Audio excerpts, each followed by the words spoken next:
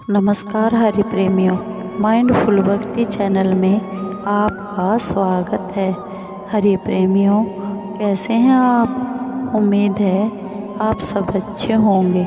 आइए आज का प्रसंग शुरू करते हैं। श्रीमद् भगवद गीता अध्याय 4। हरि प्रेमियों, वीडियो को अंत तक जरूर देखना। अगर आप चैनल पर नए हैं तो प्लीज़ सब्सक्राइब कीजिए और बेल आइकॉन को ज़रूर दबाइए ताकि आप तक हमारे सारे नोटिफिकेशन पहुंचते रहे। हरि प्रेमियों, आइए जानते हैं। वास्तव में श्रीमद् भगवद गीता का महात्म्य वाणी द्वारा वर्णन करने के लिए किसी की भी सामर्थ्य नहीं है, क्योंकि यह एक परम रहस्यमय ग्रंथ है। इसमें संपूर्ण वेदों का सार संग्रह किया गया है। जो मनुष्य शुद्ध चित्त होकर प्रेम पूर्वक इस पवित्र गीता शास्त्र का पाठ करता है, वह भय और शोक आदि से रहित होकर विष्णु धाम को प्राप्त कर लेता है। जो मनुष्य सदा गीता का पाठ करने वाला है तथा प्राणायाम में तत्पर रहता है, उसके इस जन्म और पूर्व जन्म में किए हुए समस्त पाप निसंदेह नष्ट हो जाते हैं। जल में प्रतिदिन किया हुआ स्नान मनुष्यों के केवल शारीरिक मल का नाश करता है, परंतु गीता ज्ञान रूप जल में एक बार भी किया हुआ स्नान संसार मल को नष्ट करने वाला है। जो साक्षात कमलनाभ भगवान श्री विष्णु के मुख कमल से प्रकट हुई है, उस गीता जी का भली भांति गान करना चाहिए। अन्य शास्त्रों के विस्तार से क्या प्रयोजन? जो महाभारत का अमृत सार है तथा जो भगवान श्री कृष्ण के मुख से प्रकट हुआ है, उस गीता रूप गंगा जल को पी लेने पर पुनः इस संसार में जन्म नहीं लेना पड़ता है। हरि प्रेमियों, आइए जानते हैं श्री गीता जी का 4था अध्याय। श्री भगवान बोले, मैंने इस अविनाशी योग को सूर्य से कहा था। सूर्य ने अपने पुत्र व्यवस्थ मनु से कहा और मनु ने अपने पुत्र राजा इक्ष्वाकु से कहा। हे परंतप अर्जुन, इस प्रकार परंपरा से प्राप्त हुए इस योग को राज ऋषियों ने जाना, किंतु उसके बाद वह योग बहुत काल से इस पृथ्वी लोक में लुप्त प्राय हो गया। तू मेरा भक्त और प्रिय सखा है, इसलिए वही यह पुरातन योग आज मैंने तुझको कहा है, क्योंकि यह बड़ा ही उत्तम रहस्य है, अर्थात गुप्त रखने योग्य है। अर्जुन बोले, आपका जन्म तो अवर्चनीय अभी हाल ही का है और सूर्य का जन्म बहुत पुराना है, अर्थात कल्प के आदि में हो चुका था।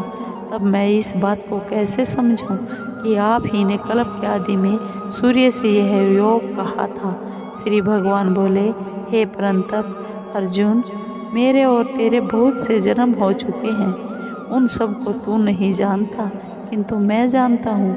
मैं अजन्मा अविनाशी स्वरूप होते हुए भी तथा समस्त प्राणियों का ईश्वर होते हुए भी अपनी प्रकृति को अधीन करके अपनी योग माया से प्रकट होता हूँ। हे भारत, जब जब धर्म की हानि और अधर्म की वृद्धि होती है, तब तब ही मैं अपने रूप को रचता हूँ, अर्थात साकार रूप में लोगों के सम्मुख प्रकट होता हूँ। साधु पुरुषों का उद्धार करने के लिए, पाप कर्म करने वालों का विनाश करने के लिए और धर्म की अच्छी तरह से स्थापना करने के लिए मैं युग युग में प्रकट हुआ करता हूँ। हे अर्जुन, मेरे जन्म और कर्म दिव्य अर्थात निर्मल और अलौकिक हैं। इस प्रकार से जो मनुष्य तत्व से जान लेता है, वह शरीर को त्याग कर फिर जन्म को प्राप्त नहीं होता, किंतु मुझे ही प्राप्त होता है। पहले भी जिनके राग, भय और क्रोध सर्वथा नष्ट हो गए हैं और जो मुझ में अनन्य प्रेम पूर्वक स्थित रहते थे, ऐसे मेरे आश्रित रहने वाले बहुत से भक्त उपयुक्त ज्ञान रूप तप से पवित्र होकर मेरे सब रूप को प्राप्त हो चुके हैं। हे अर्जुन, जो भक्त मुझे जिस प्रकार भजते हैं, मैं भी उनको उसी प्रकार भजता हूँ, क्योंकि सभी मनुष्य सब प्रकार से मेरे ही मार्ग का अनुसरण करते हैं। इस मनुष्य लोक में कर्मों के फल को चाहने वाले लोग देवताओं का पूजन किया करते हैं, क्योंकि उनको कर्मों से उत्पन्न होने वाली सिद्धि शीघ्र मिल जाती है। ब्राह्मण, क्षत्रिय, वैश्य और शूद्र, इन 4 वर्णों का समूह गुण और कर्मों के विभाग पूर्वक मेरे द्वारा रचा गया है। इस प्रकार उस सृष्टि रचनाधि कर्म का कर्ता होने पर भी मुझ अविनाशी परमेश्वर को तू वास्तव में अकर्ता ही जान। कर्मों के फल में मेरी सप्रिया नहीं है, इसलिए मुझे कर्म लिप्त नहीं करते। इस प्रकार जो मुझे तत्व से जान लेता है वह भी कर्मों से नहीं बंधता। पूर्व काल में मुमुक्षुओं ने भी इस प्रकार जानकर ही कर्म किए हैं, इसलिए तू भी पूर्वजों द्वारा सदा से किए जाने वाले को ही कर्म कर। कर्म क्या है और अकर्म क्या है, इस प्रकार इसका निर्णय करने में बुद्धिमान पुरुष भी मोहित हो जाते हैं। इसलिए वह कर्म तत्व मैं तुझे भली भांति समझ कर कहूँगा, जिसे जानकर तू अशुभ से अर्थात कर्म बंधन से मुक्त हो जाएगा। स्वरूप, कर्म का स्वरूप भी जानना चाहिए और अकर्म का स्वरूप भी जानना चाहिए तथा विकर्म का स्वरूप भी जानना चाहिए, क्योंकि कर्म गति गहन है। जो मनुष्य कर्म में अकर्म देखता है और जो अकर्म में कर्म देखता है वह मनुष्यों में बुद्धिमान है और वह योगी समस्त कर्मों को करने वाला है, जिसके संपूर्ण शास्त्र सम्मत कर्म बिना कामना और संकल्प के होते हैं तथा जिसके समस्त कर्म ज्ञान रूप अग्नि के द्वारा भस्म हो गए हैं। उस महापुरुष को ज्ञानी जन भी पंडित कहते हैं। जो पुरुष समस्त कर्मों में और उनके फल में आसक्ति का सर्वथा त्याग करके संसार के आश्रय से रहित हो गया है और परमात्मा में नित्य तृप्त है, वह कर्मों में भली भांति बरतता हुआ भी वास्तव में कुछ भी नहीं करता। जिसका अंतःकरण और इंद्रियों के सहित शरीर जीता हुआ है और जिसने समस्त भोगों की सामग्री का परित्याग कर दिया है, ऐसा आशा रहित पुरुष केवल शरीर संबंधी कर्म करता हुआ भी पापों को प्राप्त नहीं होता। जो मनुष्य बिना इच्छा के अपने आप प्राप्त हुए पदार्थ में सदा संतुष्ट रहता है, जिसमें ईर्ष्या का सर्वथा अभाव हो गया है, जो हर्ष शोक आदि द्वंद्वों से सर्वथा अतीत हो गया है, ऐसा सिद्धि और असिद्धि में सम रहने वाला कर्मयोगी कर्म करता हुआ भी उनसे नहीं बंधता। जिसकी आसक्ति सर्वथा नष्ट हो गई है, जो देहाभिमान और ममता से रहित हो गया है, जिसका चित्त निरंतर परमात्मा के ज्ञान में स्थित रहता है, ऐसा केवल यज्ञ संपादन के लिए कर्म करने वाले मनुष्य के संपूर्ण कर्म भली भांति विलीन हो जाते हैं। जिस यज्ञ में अर्पण अर्थात श्रुआ आदि भी ब्रह्म है और हवन किए जाने योग्य द्रव्य भी ब्रह्म है तथा ब्रह्म रूप कर्ता के द्वारा ब्रह्म रूप अग्नि में आहुति देना रूप क्रिया भी ब्रह्म है, उस ब्रह्म कर्म में स्थित रहने वाले योगी द्वारा प्राप्त किए जाने योग्य फल भी ब्रह्म ही है।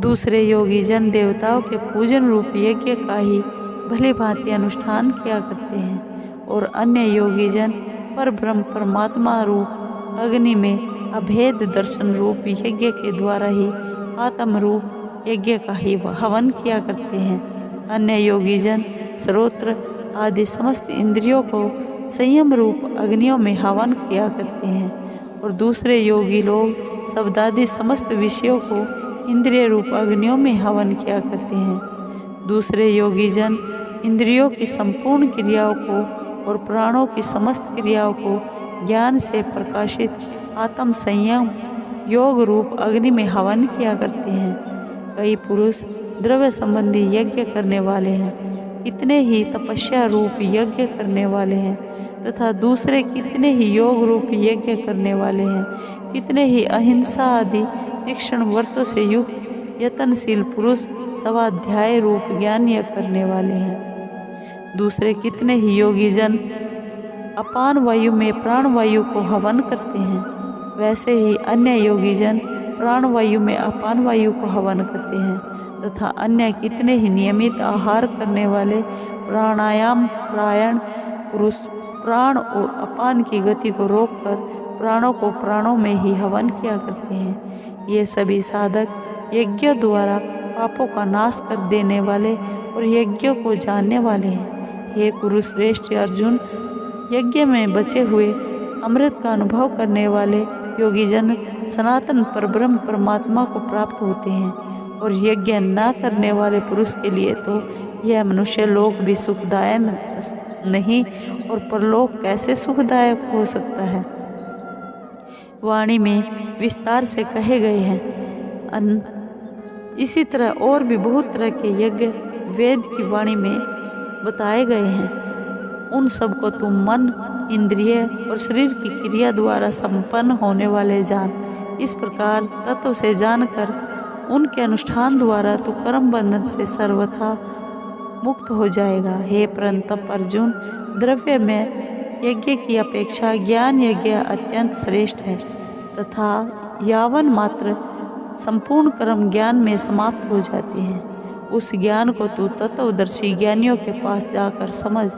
उनको भली भांति दंडवत प्रणाम करने से, उनकी सेवा करने से और कपट छोड़कर सरलता पूर्वक प्रसन्न करने से वे परमात्म तत्व को भली भांति जानने वाले ज्ञानी महात्मा तुझे उस तत्व ज्ञान का उपदेश करेंगे, जिसको जानकर फिर तू इस प्रकार मोह को नहीं प्राप्त होगा। तथा हे अर्जुन, जिस ज्ञान के द्वारा तू संपूर्ण भूतों को निशेष भाव से पहले अपने में और पीछे मुझ सच्चिदानंद घन परमात्मा में देखेगा, यदि तू अन्य सब पापियों से भी अधिक पाप करने वाला है, तो भी तू ज्ञान रूप नौका द्वारा निसंदेह संपूर्ण पाप समुद्र से भली भांति तर जाएगा। क्योंकि हे अर्जुन, जैसे प्रज्वलित अग्नि ईंधनों को भस्म में कर देता है, वैसे ही ज्ञान रूप अग्नि संपूर्ण कर्मों को भस्म कर देता है। इस संसार में ज्ञान के समान पवित्र करने वाला निसंदेह कुछ भी नहीं है। उस ज्ञान को कितने ही काल से कर्म योग के द्वारा शुद्ध अंतःकरण हुआ मनुष्य अपने आप ही आत्मा में पा लेता है। जितेंद्रिय, साधन परायण और श्रद्धावान मनुष्य ज्ञान को प्राप्त होता है, तथा ज्ञान को प्राप्त होकर वह बिना विलंब किए तत्काल ही भगवत प्राप्ति रूप परम शांति को प्राप्त हो जाता है। विवेकहीन और श्रद्धा रहित संशय युक्त मनुष्य परमार्थ से अवश्य भ्रष्ट हो जाता है। ऐसे संशय युक्त मनुष्य के लिए न यह लोक है, न परलोक है, और न सुख ही है। हे धनंजय, जिसने कर्मयोग की विधि से समस्त कर्मों का परमात्मा में अर्पण कर दिया है, जिसने विवेक द्वारा समस्त संशयों का नाश कर दिया है, ऐसे वश में किए हुए अंतःकरण वाले पुरुष को कर्म नहीं बांधते। इसलिए हे भरतवर्षी अर्जुन, तू हृदय में स्थित इस अज्ञान जनित अपने संशय का विवेक ज्ञान रूप तलवार द्वारा छेदन करके समत्व रूप कर्मयोग में स्थित हो जा और युद्ध के लिए खड़ा हो जा। हरि प्रेमियों, चतुर्थ अध्याय समाप्त हुआ। हरि प्रेमियों, आपको ये वीडियो कैसी लगी? अगर आपको वीडियो अच्छी लगी हो तो प्लीज़ लाइक कीजिए, शेयर कीजिए, सब्सक्राइब कीजिए और कमेंट ज़रूर कीजिए। धन्यवाद।